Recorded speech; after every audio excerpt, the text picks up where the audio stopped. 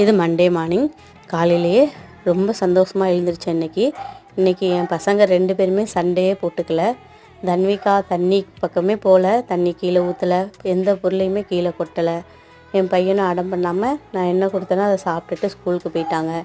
2 பேருக்குள்ளே எந்த சண்டையுமே இல்லை.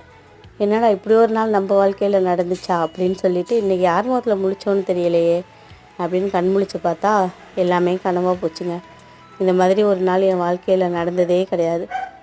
இதெல்லாம் கனவுல மட்டும்தான் நடக்கும். இந்த மாதிரிலாம் நீங்கள் கனவு கண்டுருக்கீங்களா சொல்லுங்கள். இன்றைக்கி மித்துக்காக லஞ்சுக்கு காரக்குழம்பும் வாழைக்காய் வறுவலும் வச்சுருக்கேன்.